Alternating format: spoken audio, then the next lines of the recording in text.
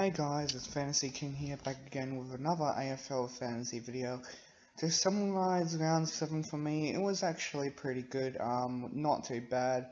I scored 2,136 and my rank boosted about 6,000 places, which is pretty good, so I went to 11,750. My round 7 rank was 7,201, so that was pretty good as well. Let's get into my team. Here's my team from round 7. We'll go +3 and -3. +3, Tom Rockliff, also known as the Fantasy Pig. He was amazing with 167 points, and I had him captain, so I was on 334. It is unbelievable considering he only has 23% ownership.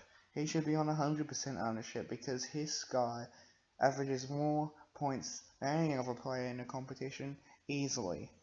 My -3 goes to Adam Chalor. I mean, back-to-back poor weeks.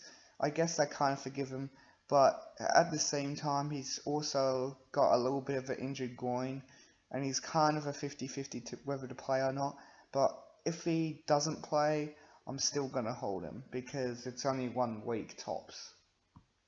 So here's my trades ahead for round 8. I traded out Dane Beams, who's still injured. He's going to be injured for 1 week, but they're going to reassess it, so it could be another week. So I'm not willing to take that risk of holding him. I put in Andrew Gaff. He's pretty cheap considering he's averaging, I think, 180 a season. So I need a West Coast player as well, so that's why I got him in.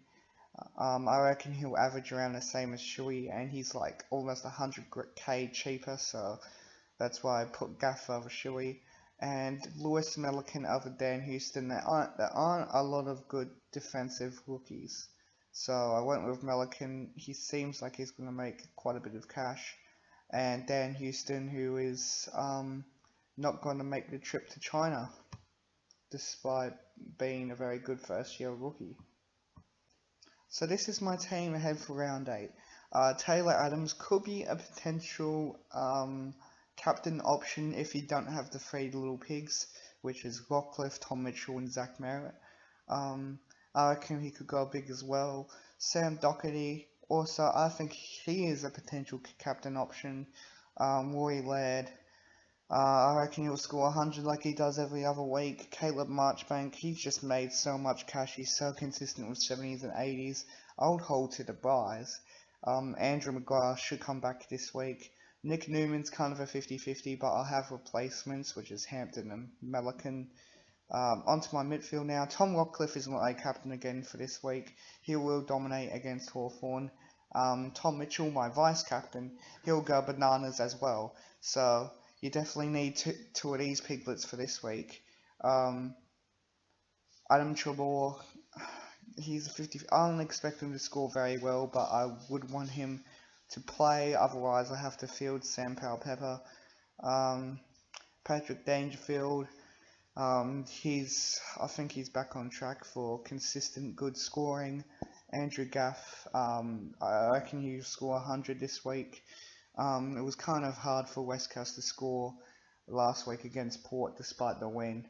But anyways, Heppel and Fife, I hope they get back to 100 because it's been a while since I scored that. It's kind of concerning.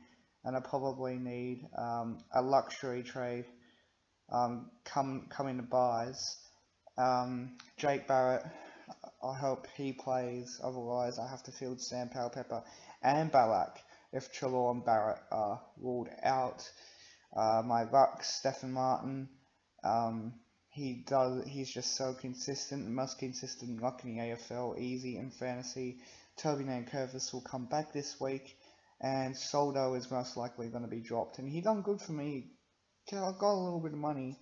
But I just feel, Nankervis still has a bit more money to generate. And I would hold to after the buys. I would hold until the end of the buys as well. Because he's one of the best rucks out there, actually.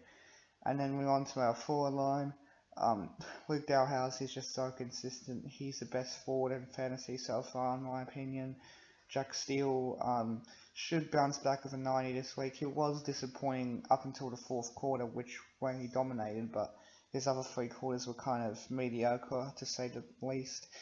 Um, Took Miller, he's consistently scoring 80s now, so I would hold, but I'd probably have to trade him out coming the China bye, or after the China game where they have a bye. Andy Otten, he's just made a lot of cash for me as well. I think he's generated the most cash out of every other player as well, which is an interesting stat.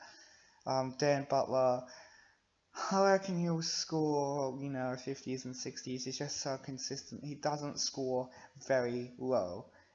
And Aaron Black, who should get 65, 70. And I've got on my bench here Holly Balak, who should do good for me again this week, but I'm not expecting an awful lot. I expect around about a 50.